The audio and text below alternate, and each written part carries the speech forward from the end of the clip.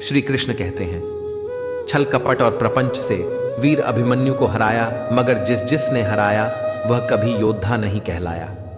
जिसके बाजुओं में बल होता है, जिसके अंदर आत्मविश्वास होता है, जिसे अपने कर्म पर पूर्ण विश्वास होता है, उसे जिंदगी में छल नहीं होता है। हमेशा अपने विचार अच्छे रखें, क्योंकि जो हम औरों को देंगे वही हमारे पास भी लौट कर आएगा, चाहे वह खुशी हो, निंदा हो या फिर छल कपट।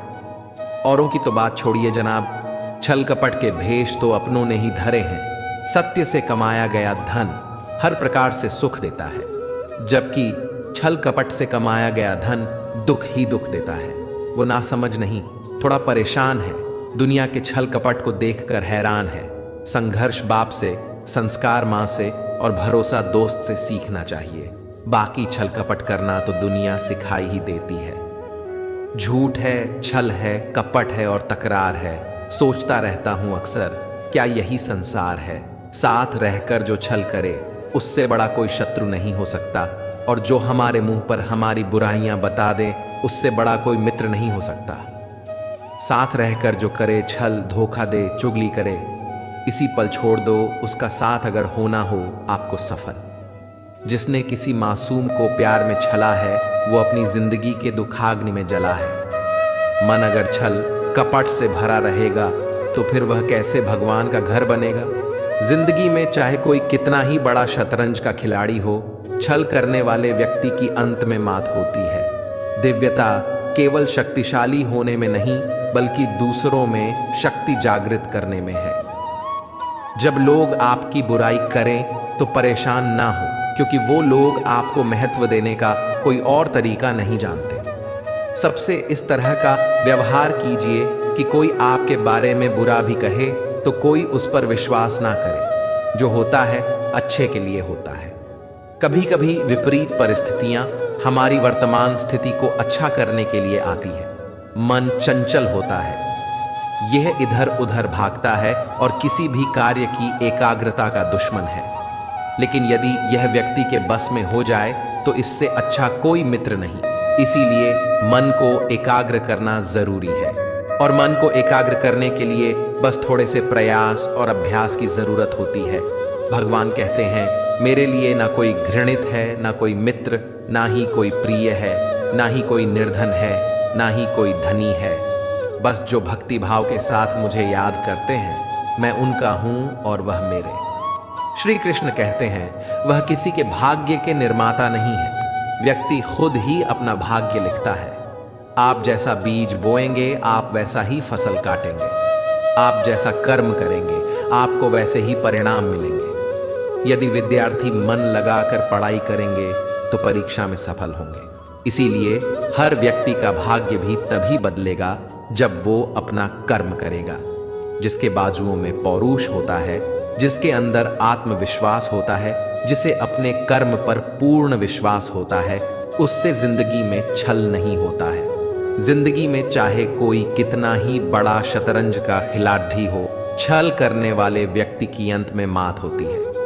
विश्वास किसी पर इतना करो कि वो तुम्हारे साथ छल करते समय खुद को ही दोषी समझे और खुद को बदलने की कोशिश करे। धर्म और संदेह से परे जब भगवान आपसे प्यार करते हैं तो आप हर चीज से प्यार करते हैं। श्री कृष्ण कहते हैं, कभी खेत में किसी किसान को खेती करते देखा है, वो उसे सजाता है। उसमें जो होता है उसकी पशु पक्षियों से खेत की फसल की रक्षा करते हैं। परंतु एक बात का वो सबसे विशेष ध्यान रखता है कि कहीं खेत में खरपतवार ना हो जाए, क्योंकि एक खरपतवार खेत की सारी फसल को नष्ट कर सकती है। ठीक उसी प्रकार यदि वंश की कोई संतान खोटी निकल जाती है तो वो वंश का सर्वनाश कर देती है। इसीलिए संतान के लालन पालन में विशेष ध्यान देना आवश्यक होता है, क्योंकि संतान वो फसल होती है जो वंश के आने वाले समय को महान बना सकती है या फिर वंश का पतन कर सकती है। श्री कृष्ण कहते हैं, व्यक्ति को सदैव बुराई से बचकर रहना चाहिए। अगर कोई बुरा कर्म करता है तो वह कर्म आपको अपने जीवन में ही भोगना पड़ता है। जिस प्रकार बछड़ा झुंड में भी अपनी माँ को ढूंढ लेता है, वैसे ही कर्म का फल आपको हजारों की भीड़ में भी ढूंढ लेगा। ईश्वर कण कण में निवास करते हैं। छोटे से छोटे जीव के हृदय में ईश्वर का वास होता है।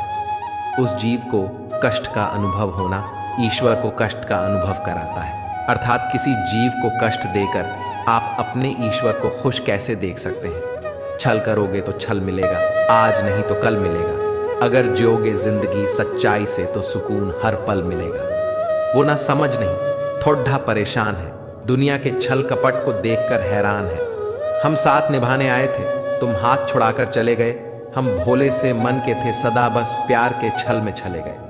जो श्री कृष्ण का दास हो जाता है वो अपने आराध्य से ऐसे दिन ना दिखाने की कामना करता है। जब उसमें गुरु आ जाए तो अपने कृष्ण का सेवक बनकर ही जीवन सफल बनाना चाहता है। जो व्यक्ति सदैव हंसता खेलता मुस्कुराता रहता हो, अगर वो अपने स्वभाव से भिन्न हो जाए अर्थात चुप गुमसुम उदास रहने लगे तो समझना उसके हृदय में एक दर्द है। उस दर्द ने उसे कमज़ोर बना दिया है, जिससे व्यक्ति के पास संपूर्ण धन दौलत ऐश्वर्य वैभव सब है मगर संतुष्टि नहीं है।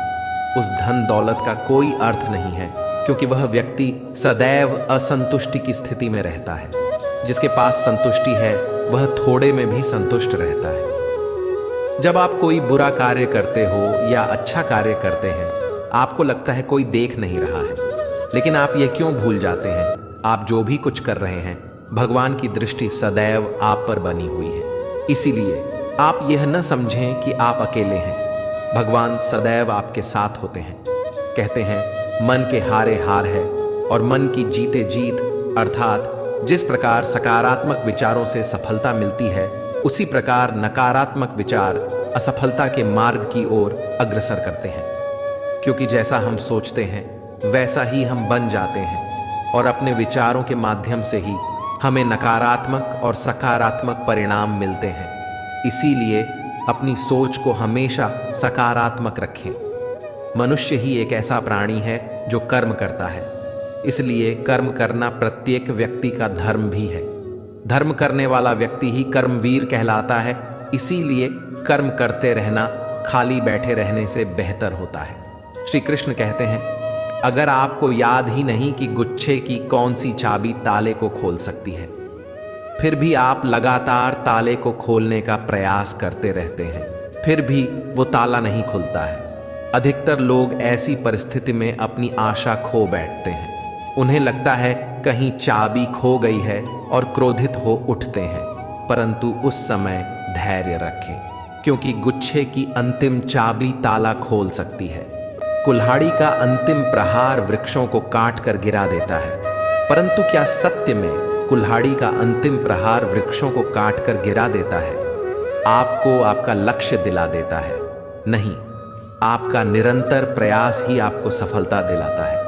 जब आपका मन निराश हो, अपने कार्यों में दोगुनी उत्साह से जुड़ जाए, क्योंकि अनावृत बहता जल ही कठोर चट्टान को काट सकता है। सफलता का मूल है परिश्रम, प्रयास और आशा। श्री कृष्ण कहते हैं आपको पूरे धैर्य और भगवान पर विश्वास के साथ अपना जीवन निर्वाह करना चाहिए। लोग अक्सर सच कहने से बचते हैं या डरते हैं, पर सत्य कभी छुप नहीं सकता, ना ही कभी मिट सकता है। हम कितना भी छुपा लें, एक दिन सच तो उजागर हो ही जाएगा। इसीलिए जो बात सच पर आधारित हो उसे कहने या मानने से कभी नहीं डरना चाहिए। लोग अपने शरीर को सुंदर बनाने में लगे रहते हैं, पर आत्मा की सुंदरता शरीर की सुंदरता से कहीं ज्यादा महत्वपूर्ण है। शरीर तो नश्वर है, मिट्टी से बना है और मिट्टी में ही मिल जाता है, पर आत्मा अमर है। इसलिए आत्मा की सुंदरता पर ध्यान दो। आत्मा की सुंदरता स्वयं को भगवान में लीन करने में मिलती है। जो अज्ञानी व्यक्ति होता है वह यह गलत फहमी पाल लेता है कि मैं करता हूँ, सभी कार्य मेरे द्वारा किए जा रहे हैं। ऐसे में उसमें अहंकार घर कर लेता है, परंतु इस सृष्टि में जो भी हो रहा है सब कुछ भगवान की इच्छा से हो रहा है। अज्ञानता के कारण व्यक्ति में जब अहंकार जन्म लेता है तो उसका पतन होना निश्चित है। जिसके अंदर आत्मविश्वास होता है, जिसे अपने कर्म पर पूर्ण विश्वास होता है, उससे जिंदगी में छल नहीं होता है। जिंदगी में चाहे कोई कितना ही बड़ा शतरंज का खिलाड़ी हो, छल करने वाले व्यक्ति की अंत में मात होती है। विश्वास किसी पर इतना करो कि वो तुम्हारे साथ छल करते समय खुद को ही दोषी समझे और खुद को बदलने की कोशिश करे। श्री कृष्ण कहते हैं, मनुष्य का जीवन रथों के समान होता है। आज ग्रीष्म तो कल वर्षा, परसों शरद। तनिक संकट आया तो हम संयम खो बैठते हैं, तो तनिक रथों बदले तो हम अधीर हो जाते हैं। अपने आक्रोश, अपने क्रोध में हम उनसे ही संबंध बिगाड़ लेते हैं जो हमारे अपने होते हैं। क्यों ऐसा ही होता है ना? हमें लगता है कि हमारे अपने हैं, फिर से मना लेंगे, परंतु स्मरण रखिए, ज्यादा ऐसा करना संभव नहीं होता। सागर की उछलती लहरों को तट सहता है, और यदि तट ही टूट जाए तो बाढ़ आ जाती है। हमारे संबंध दूध की भांति होती है। दूध तप कर उबल सकता है, परंतु यदि उसमें खटास आ जाए तो फट भी जाता है। और फटे दूध को चाहे कितना मथ लो, उसमें से माखन नहीं निकलेगा। इसलिए अपने संबंधों को संभाल कर निभाना चाहिए। श्री कृष्ण कहते हैं, जो व्यक्ति अपने अहंकार से भारी हो जाता है, जिसमें अभिमान भर जाता है, वह उस पत्थर की भांति हो जाता है जो भारी होने के बावजूद भी नदी की धारा में डूबकर अपना अस्तित्व खो देता है। अगर किन्हीं खुशियों सफलता की प्राप्ति में लंबा समय लग रहा है, प्रतीक्षा की अवधि अधिक है, तो हो सकता है आपकी अपेक्षा से ज्यादा आपको मिलने वाला है। अपने कर्म पर अडिग रहिए और विश्वास रखिए। जय श्री कृष्णा।